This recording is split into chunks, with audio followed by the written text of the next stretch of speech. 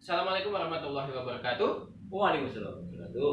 Selamat pagi menjelang siang. Selamat datang di Studio Rakyat MER, Manajemen Ekonomi Rakyat Digital bersama saya Kak Dito sebagai MC dan Pak Cakti Dragunawan PST yang kelihatan capek tapi tetap Semangat. Dalam rangka menghadapi corona kita harus tetap semangat Kak Dito. Tapi Pak Cakti nggak kena corona ya? Oh ya, ya percuma kan kita harus ikhtiar kan gitu. Oke. Vaksin sudah. Kemudian apa lagi? Doa sudah. Doa sudah. Terus makan siang sudah. Pakai rujak cingur. Atau cingurnya aja, cingur. Itu bukan Pak, itu bukan cingur. Cingur. Tema kita hari ini adalah nakes tumbang, dokter pun menghilang. Nakes tenaga kesehatan ya. Ya, tumbang akibat menangani banyaknya pasien yang terkena COVID-19 dan dokter juga ikut menghilang, Pak. Menghilang dalam arti ini kabar duka ya, Pak ya. Pindah alam, Pak ya. Dari alam dunia ke alam pasca dunia. Oke. Ya, ini juga sebagai dukungan kita kepada seluruh nakes dan para dokter untuk tetap semangat, Pak ya. Oke, dalam menghadapi semua dinamika yang ada di tengah pandemi ya, Pak ya. COVID-19. Oke. Dan harus sabar Kak Dito ya. Ya, kalau sabar gimana? Nakesnya dapat? kalau sabar dapat surga. Dapat surga. Kalau tidak sabar, dapat payung ganteng. Kalau sabarnya nggak banyak, dapatnya payung. Jadi setelah pulang dari rumah sakit gitu kan panas, Pak ya. Dapat payung. Payung kan. Atau abis kerja malam pulang nakesnya hujanan gitu, mending pakai payung gitu ya, Pak. Pak Sakti mau coba mayungin gitu. Waduh, nanti terbang payungnya. Oke.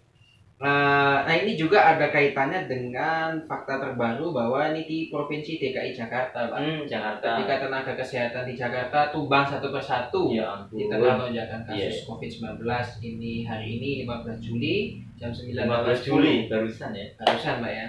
2021. Betul. Nah, dalam kesepekan terakhir Dinas Kesehatan Provinsi DKI Jakarta mengunggah kabar duka tenaga kesehatan yang tumbang di tengah Dari COVID. berita mana itu? Beritanya dari Dari kompas.com. kompas.com. Oh ya, saya lupa. Iya. Ini dari mana-mana ya, Pak? Ini dompetnya nggak lupa kan? Oh, dompet saya kemana? Saya lupa, Pak. Ya nggak apa-apa lah, nanti kalau dompetnya lupa kan bisa beli lagi, Pak. Beli lagi. Tapi isinya ya beli dapat lagi, Pak. gitu. Nah, hampir tiap hari nih Pak Cakti, Dinkes DKI mengunggah kabar duka ada yang kematian dokter, kematian tenaga kesehatan dari beberapa rumah sakit atau puskesmas yang ada di Jakarta. Nah ini tentu sangat memprihatinkan ya Pak ya. Saya tidak bisa menyebut satu persatu, tapi di sini banyak banget. Nah, bagaimana sih Pak kiat-kiat Bapak selaku konseptor MER agar para dokter dan nakes ini bisa terlindungi, mereka tidak lagi bertumbangan lagi, Pak. Karena kan mereka sebagai garda terdepan untuk menghadapi pandemi. Ya, oke. Kami dari konseptor MER, penemu MER Manajemen Ekonomi Rakyat, yang pasti kaitannya juga dengan kesehatan. Karena nggak mungkin ekonomi pulih kalau kesehatan tidak pulih juga. Oleh karena itu, di dalam konsep MER itu, antara economics and healthy, kesehatan itu saling berkaitan Kak Dito. Makanya saat ini difokuskan bagaimana kita itu menghalau atau memutus mata rantai penyebaran COVID-19, betul Kak Dito ya.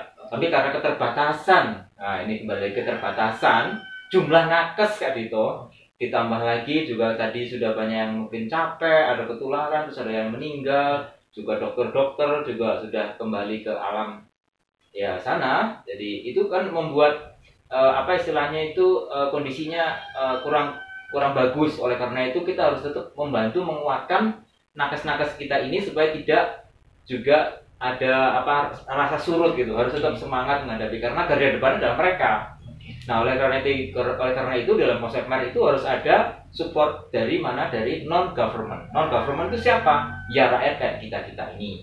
Jadi kalau kita ini ya kalau bisa kalau misalnya ini ya jangan nyinyir dan sebagainya kepada nakes, kita support. Misalnya tetangga kita ada yang nakes, kita support mungkin kesulitan untuk istilahnya pengelolaan beras atau makan di wilayah RT tersebut. Nah, di tiap RT itu harus ada lumbung-lumbung pangan dan lumbung kesehatan yang membantu nakes-nakes tadi Kak Dito supaya nakesnya bisa lancar dalam bekerja, kemudian tidak memikirkan bingung nanti Makan anak-anaknya apa. makan apa dan seterusnya, itu harus disediain gratis kan itu kalau bisa.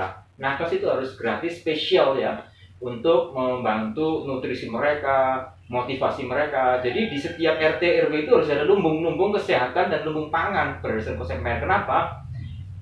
Dengan mereka siapa lumbung pangan dan lumbung kesehatan itu adalah rakyat setempat itu urunan iuran bergotong royong kan itu untuk membangun tadi lumbung makan dan sebagainya. Oh itu ada nakes di situ, ayo Pak RT kita bantu nakesnya, misalnya untuk putra putrinya yang belum makan kita bantu masakin gitu loh. Jadi nakes waktu di rumah sakit jadinya nggak kepikiran anak-anaknya di rumah Udah makan atau belum dan seterusnya, jangan-jangan terlantar dan seterusnya. Mungkin suaminya juga dibantu membelikan apa dan sebagainya, karena ini saling kerjasama, harus ada correlation and combination ya kan.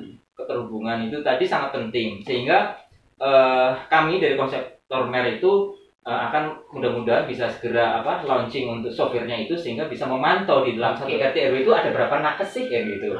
Apakah cukup nggak sih gitu, apakah mereka sudah terpenuhi belum kebutuhan makannya, kebutuhan semangat motivasinya mereka, lingkungan sekitar saling membantu antar tadi itu antar masyarakat tadi, sehingga kalaupun kurang misalnya siapa yang mau menjadi relawan ya gitu. Makanya sekarang kan harus ada relawan-relawan yang membantu nakes yang ada di rumah sakit atau tempat-tempat darurat. Seandainya rumah sakit penuh, supaya nakesnya nggak stres di rumah sakit, di RT RW itu harus ada rumah sakit tanda kutip ya, maksudnya lumbung kesehatan itu untuk membantu sementara mereka yang belum mendapatkan pelayanan, sehingga nakesnya nggak terlalu bingung nanti kalau ngumpul semuanya di rumah sakit, bingung semua nakesnya, nanti stres malah tumbang semuanya. Kelabakan. Makanya perlu bantuan dari masyarakat, baik itu pemuda, mahasiswa, TNI, Polri, ulama, pendeta, pastor, siapapun juga yang ada di masyarakat itu harus mendorong lingkungan yang sehat. Dalam arti lumbung kesehatan harus dibuat tiap RT, harus punya lumbung kesehatan. Bukannya gedung bangunan yang megah, enggak ya, mungkin bekas SD atau mungkin tempat Pak RT atau mungkin